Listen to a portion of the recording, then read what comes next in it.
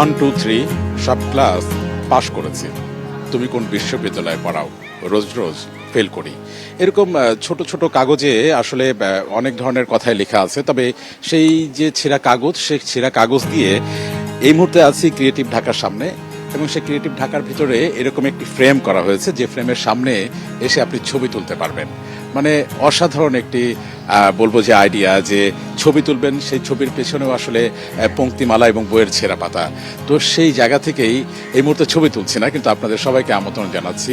আপনারা দেখছেন ভাষার ক্যানভাস, এবং আপনাদের সাথে আছি আমি নীল মাহবুব, এবং আমার সাথে হিমাতুল জান্নাত থাকে, সেও আছে। তবে সে লেখকের সাথে আড্ডা দিচ্ছে, আমরাও যুক্ত হব। তবে আজকের বইমেলার রংটা কেমন সেটা কিছুটা জানিয়ে দিই। আকাশ মেঘলা, এবং বইমেলার ভিতরের যে চিত্র, সেখানেও প্রকাশকদের চেহারার মধ্যেও কিন্তু কিছুটা মেঘলা আবহাওয়া আমরা দেখতে পাচ্ছি। কারণ বইমেলা যত শেষের দিকে গড়ায়, এর আগে আমরা দেখেছি, তত কিন্তু বিকিকিনির সংখ্যাটা বাড়ে। তবে এবার বইমেলা যত শেষের দিকে যাচ্ছে, ততই যেন পাঠকের সংখ্যা কিংবা বিকিকিনির গল্পটা আসলে কমছে। কারণ ঈদে বাড়ি ফেরা মানুষের গল্পগুলো আসলে কিছুটা হলেও এখানে প্রতিবন্ধকতা সৃষ্টি করছে। এবং আমি বলছিলাম যে হিমি আসলে একজন লেখকের সাথে গল্প আড্ডায় মশগুল ছিল, এবং আপনারা দুইজন যেখানে বসে আছেন তার দুই পাশে কিন্তু দুটো কথা লেখা আছে। একটি কথা লেখা আছে যে শেষ পর্যন্ত আমরা সবাই গল্প হয়ে যাব, এবং এই পাশে লেখা আছে ভালো বই কখনো শেষ হয় না। আমাদের সাথে মুম রহমান আছে, এবং মুম রহমানের কাছে আমি জানতে চাই যে শেষ পর্যন্ত কি আসলে মানুষ গল্প হয়ে যায়? মানুষ তো গল্পই, জীবিত গল্প, মরে গেলে মৃতের গল্প, তবু গল্পটা রয়েই যায়। দুজন মিলে কি কথা হচ্ছিল হিমি?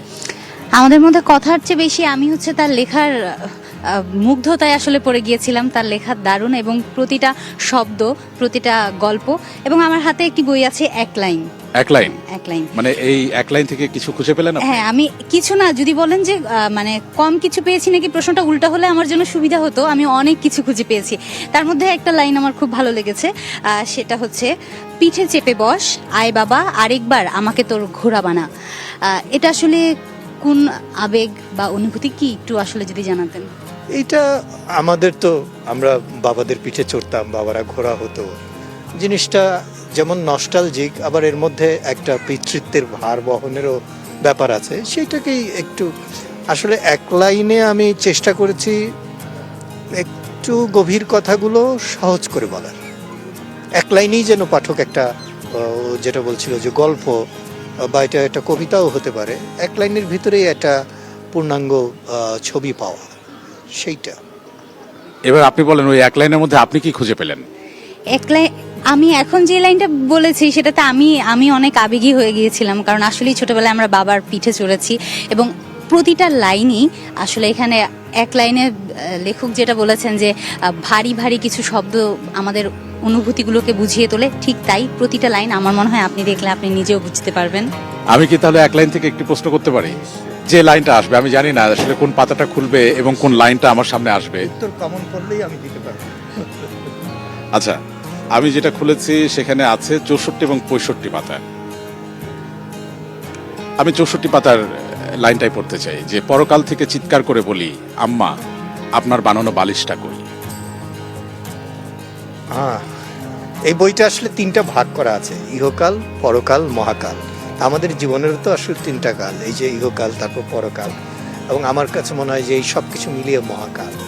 তো এইটা হচ্ছে সেই মহাকাল অংশের একটা লাইন, যেখানে আমার মনে হয় যে আমরা যারা মরে যাই, মরে যাওয়ার পরেও মায়ের হাতের বানানো বালিশটা, এখন তো বালিশ দোকানে বানায়, আমাদের সময় মা বালিশ, অন্তত পক্ষে বালিশের ওয়ারটা, বালিশের কাভারটা মার হাতের সেলাই করা। তো মনে হয় যে কবরে শুয়ে হয়তো সেই বালিশটার অভাব অনুভব করব। ওই জন্য বলেছি যে পরকাল হতে চিৎকার করে বলি, আম্মা আপনার বানানো বালিশটা কই। দারুণ, মায়ের সাথে বালিশ এবং মায়ের আসলে ঘ্রাণ, সেটা আবেগটাই বা অনুভূতিটা আসলে অন্যরকম। এবং মুম রহমানের সাথে আসলে নতুন করে পরিচয় করিয়ে দেবার কিছু নেই। তিনি একাধারে একজন ভালো মানুষ, এবং একজন গবেষক, লেখক, অনুবাদক, কবি। মানে কত পরিচয় আসলে দেব হিমি। তার বেশ কিছু বই আছে, তার সমস্ত বই যদি আসলে এই মুহূর্তে নিয়ে আসতাম এখানে, তাহলে নাম বলতে আমাদের প্রোগ্রামটা শেষ হয়ে যেত। তবে তার এক একটি বই নিয়ে আমি আসলে কথা বলতে চাই। যেমন বৈপরীত্য, মুম রহমানের একটি ছোট্ট বই, কিন্তু দারুণ বই।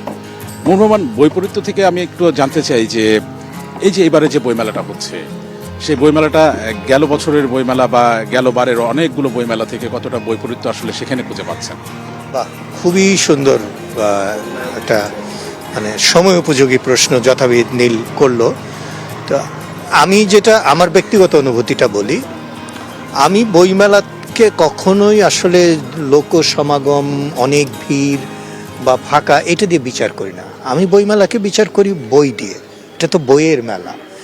এখন বই কত আসছে এবং বইয়ের সঙ্গে মানুষের সংযোগটা কতটুকু হচ্ছে, প্রকাশক তো হিসাব করবে বই বেচা কেনা দিয়ে। আমি খুশি হব কোথায়, যে হিমু যেমন বলল বা এরকম কেউ একজন বলল যে আপনার এই বইটা অমুক জায়গায় দেখেছি, এই বইটার এই লাইনটা ভালো লেগেছে। তো এই বইয়ের মাধ্যমে, বইটা তো একটা মাধ্যম, আপনি আমাকে চেনেন না কিন্তু আমার একটা বইয়ে হাতে নিচ্ছেন। তো এই যে যোগাযোগের জায়গাটা, এইটা সব বছরই থাকে। এই বছর ভিড়টা হয়তো কম, রোজা হয়েছে, যে কোনো মেলার সঙ্গে তো খাওয়া দাওয়ার একটা উপসর্গ থাকে। আমরা কিন্তু মানে একটা আড্ডা দিলেও এক কাপ চা হলেও তো আমরা খাই। অবশ্যই। রোজা হওয়ার কারণে সেই অনুষঙ্গটা বাদ, ফলে ভিড়টা এমনিতে একটু কম হবে। বাঙালি তো একটু খাওয়া দাওয়া কম হলে ভিড় কম হয়। আবার রোজার একটা উপাসনার, প্রার্থনার, ইবাদতের জায়গা আছে, সেই জায়গাটা নিয়ে অনেকে ব্যস্ত থাকে। সবকিছু মিলে সময় আসলে সময় দিচ্ছে না, এরকমও হতে পারে। না, আমি এরকমও বলবো না সময় দিচ্ছে না। আমি বলবো যে এক একটা সময় তো এক এক রকম। ওই যে ইহকাল, পরকাল, মহাকাল, আমার যেরকম শৈশব ছিল, কৈশোর ছিল, এইটাও বইমেলার একটা সময়। এটাও একটা বইমেলার ধরন।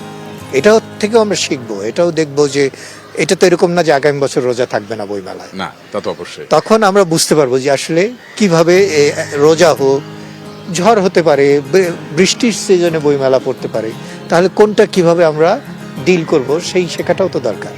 এবং আমার হাতে যে বৈপরীত্য বইটি আছে, সেখানে একদম শেষের একটি কবিতা আছে, সম্ভবত নিজের সম্পর্কে কয়েক লাইন আমি সেটা পড়তে চাই। যে আমি তীব্র প্রেম কাঙ্গাল কানাই, ভালোবাসা পেলে সব ভুলে যায়, লাজুক লোক আপন মনে থাকি তাই, মনের মানুষ পেলে মাতোয়ারা হয়ে যায়। আপনার কোণে আপনি থাকি নিরিবিলি, চিৎকার চেঁচামেচি সযত্নে এড়িয়ে চলি, বিবিধ বিষয় আর বৈচিত্র্য নিয়ে মত্ত থাকি, নিজের ভাবনাকেই সরবে রাখি। এই যে আমি একটু জানতে চাই, ভালোবাসা পেলে কি আসলে আপনি সব ভুলে যান? হ্যাঁ। কেন ভুলে যান? ভালোবাসার জোরটাই তো এরকম। তো ভালোবাসা এলে কি আগের ভালোবাসাটাকেও ভুলে যান? ভালোবাসার তো আগের পরের নাই, ভালোবাসা তো একটা অনন্ত তাহলে জিনিস। এই পর্যন্ত কত ভালোবাসা আসলে আপনি মানে জমা রেখেছেন, আর কত কিছু জীবন থেকে ভুলে গেছেন? দেখুন, আমার আয়ুরেখাটা তো সীমিত, আমার এই শরীরটা সীমিত, কিন্তু আমার আত্মা বলেন, মন বলেন, হৃদয় বলেন, সেটা তো ঈশ্বরের মতো অসীম। আমি তো মহাকালের অংশ। তো সেই জায়গা থেকে চিন্তা করলে, আপনি যদি ভালোবাসাকে শুধুমাত্র নারী পুরুষের জায়গায় দেখেন তাহলে এটা খুব খণ্ডিত এবং সীমিত। কিন্তু যদি সামগ্রিকভাবে দেখি, আমি আকাশকে ভালোবাসি, ফুলকে ভালোবাসি, পাখিকে, সৃষ্টিকে, মাকে, বাবাকে, আপনাকে, ওকে, বইকে, একটা সিনেমাকে, এই যে ভালোবাসা, এইটার তো আসলে মানে অসীম। এর জায়গার সংকুলনের কোনো অভাব নাই। একদমই নেই। এবং হিমি, আপনার হাতে একটি বই দেখতে পাচ্ছি আমি। হ্যাঁ, বইটির নাম হচ্ছে 100 কবির 100 কবিতা। এবং আমিও এই বইটি আসলে নেড়েচেড়ে যখন দেখছিলাম, এটার প্রথম দিকের একটা শুরুর দিকের জায়গাটা যদি আমি আপনাদেরকে একটু বলি, একটি ছোট্ট ইচ্ছে থেকে সৃষ্টি এই বই। তারপরেই আবার দেওয়া আছে, যেমন ফুল পাখির নামটা অন্তত জানা দরকার, তেমনি ভালো কবির নামটা জানা জরুরি। এটা নিয়ে যদি একটু বলতেন। না, এটা হয় কি, আমরা তো অনেক শিক্ষিত লোক দেখি চারপাশে। হ্যাঁ, MA BA পাস তো আছেই, MPhil, মাস্টার্স, PhD করা। তারপরে আমরা এমনও দেখি যে বড় বড় পেশাদার লোক, সচিব থেকে শুরু করে ডাক্তার, ইঞ্জিনিয়ার, সাংবাদিক, অনেক সময় আমি দেখি যে পড়ে না, মানে বইয়ের বাইরে খুব ভালো ছাত্র যাকে আমরা বলছি, তার পড়ার অভ্যাসটা তৈরি হয়নি। এই যে না পড়ার অভ্যাস, আমার মনে হয় এই অভ্যাসের একমাত্র ওষুধ হতে পারে কবিতা। কারণ কবিতা আকারে ছোট কিন্তু প্রকারে তো প্রকাণ্ড। এই প্রকাণ্ড বোধটাকে যদি কেউ ধারণ করতে পারে, সেটার থেকে আমার মনে হয় যে আমরা যদি প্রতিদিন একটু আকাশের দিকে একবার তাকাই, হ্যাঁ, একটা পাখি, ফুল, এই ঢাকা শহরে ওই যে চড়ুই ডাকছে, কিন্তু এই যে মানুষগুলো হল্লা করছে, চিৎকার করছে, এর মাঝখানেও একটা চড়ুইয়ের ডাক শোনা যাচ্ছে, শালিকের ডাক। ঠিক তেমনি এত ব্যস্ত জীবনের মাঝখানে একটা কবিতা পড়লাম, প্রতিদিন একটা কবিতা। আমার কাছে মনে হয় যে এটা একটা ভিটামিন ট্যাবলেটের কাজ করবে। দারুণ। এবং এই কথা যখন হচ্ছিল তখনই কিন্তু আমাদের বিরতির সময় হয়ে গেছে, এবং বিরতির পর আমরা আবারও ফিরবো। আমরা কথা বলছিলাম, এবং এই মুহূর্তে ছোট্ট একটি বিরতি নিচ্ছি। ভাষার ক্যানভাসের সাথেই থাকুন দর্শক। আবারও সবাইকে স্বাগত জানাচ্ছি। আপনারা দেখছেন ভাষার ক্যানভাস। আমরা আছি বইমেলা প্রাঙ্গণে। বইমেলায় আসলে আসতে আসতে আমাদের লেখক পাঠক সবার সাথেই দেখা হয়ে যায়। এখন আমাদের সাথে উপস্থিত আছে উম্মে হাবিবা প্রীতিলতা। কেমন আছেন? জি, চমৎকার আছে এই মুহূর্তের পরে দাঁড়িয়ে। যেহেতু একদিকে রাষ্ট্রপতির ভাষণ চলছেন, মহাকালের মহাপনয়ের মধ্যে দিয়ে আবার বিজয় এসেছে আমাদের পথে পথে, বর্ণমালার মতো সুবাসিত এই বিজয়। আর আরও চমৎকার আছি আপনার অলংকৃত ব্যবহারের জন্য, কথার জন্য। আচ্ছা, বইমেলায় এসেছে আপনার নতুন বই এই দুটি? জি, আমার এবারে এটা 38তম এবং 39তম দুটি বই। গহিনী হচ্ছে আপনার কাব্যগ্রন্থ। এটা খুব গভীরতা থেকে আমার লেখা, বলতে পারেন মানুষের সুখ দুঃখ আনন্দ বেদনা নিংড়ে তুলে ধোবার প্রচেষ্টা। আর পাহাড়ের কান্না, আমি বিগত সময় অনেক নির্যাতিত হয়েছি, সেটা এখন ইতিহাস। ওই সময় আমার প্রবাস জীবন ছিল, নির্বাসিত বলা যায়। তা আলহামদুলিল্লাহ ফর এভরিথিং। আমি ওই সময়টি একটি ইউনিভার্সিটি থেকে আরও থিসিসে আরও হায়ার এডুকেশন কমপ্লিট করি, এবং সেই সময় আমি আমার দেহ ওখানে থাকলেও মনের জানালা দিয়ে আমি আমার দেশেই থাকতাম। আমি উপলব্ধি করতাম আমি ভালোবাসি পাহাড়, সমুদ্র, পাহাড়ি মেয়ে, অর্থাৎ মাটি ও মানুষ আমার অস্তিত্বের সাথে মিশেছিল। সেই মাটি ও মানুষের কথা, এবং প্রেম যে অমর, রিয়েল লাভ নেভার ডাই। হ্যাঁ, ছেলে মেয়ে বর্ণ বিশেষ কখনোই প্রকৃত ভালোবাসার মৃত্যু হয় না। প্রকৃত ভালোবাসা অনেক গভীরতাপূর্ণ এবং সেই সাথে খুবই পবিত্র। আর দেখা যাচ্ছে পাহাড়ি মেয়ে উপন্যাসটি আমার চেতনার একটা অংশ থেকে আমি লিখেছি, বলতে পারেন যে খোলা আকাশের নিচে যখন আমার আবাস গড়েছিলাম, যখন বেদনা বিধুর সময়, সে সময় আমার কলম থেমে থাকেনি। আমি সবসময় প্রচেষ্টা করেছি মানুষের জন্য লেখার, মানুষের জন্য কাজ করার। আর এই উৎসাহ অনুপ্রেরণা আমি পেয়েছি আমি দেশনেত্রী বেগম খালেদা জিয়া, আমাদের মা, শহীদ মাতা। ওনার খুব স্নেহের পাত্রী ছিলাম, এখনও ওই পরিবারের খুব কাছের মানুষ, আমি খুব স্নেহের পাত্রী। এবং ওখান থেকে আমার শক্তি এবং সাহস, সেই সাহসী ভূমিকায় আমাকে সবসময় উনি সাহস দিতেন। আজ এই মুহূর্তের পরে আসলে একদিকে আনন্দ আর একদিকে বেদনা। আসলে এই ক্ষতি অপূর্ণনীয়, তবুও আমরা চেষ্টা করব আমরা ওনার সন্তানেরা 18 কোটি জনগণের মাঝখানে আমার শব্দগুলোকে তুলে ধরার এবং কিছু ভালো কথা বলার, ভালো কাজ করার। আপনাকে অসংখ্য ধন্যবাদ। অসীম কৃতজ্ঞতা আপনাকেও, এই মধ্য দুপুরে ফাগুনের শেষ প্রহরে এবং চৈত্রের আঙিনায় দাঁড়িয়ে। দর্শক, আমরা আসলে কথা বলছিলাম একজন লেখকের সাথে। বইমেলায় আমরা আসি, পাঠক লেখক সবার সাথেই কথা হয়। যদিও গেল বছরগুলোর তুলনায় সবারই ধারণা যে এবারের বইমেলাটা হয়তো বা একটু কম জমে উঠেছে, কিন্তু বইমেলায় আসলে বই প্রেমী যারা থাকে তারা সবাই আসছে, কথা বলছে পাঠকদের সাথে, লেখকদের সাথে, এবং তাদের পছন্দের বইগুলো আসলে নিয়ে যাচ্ছে।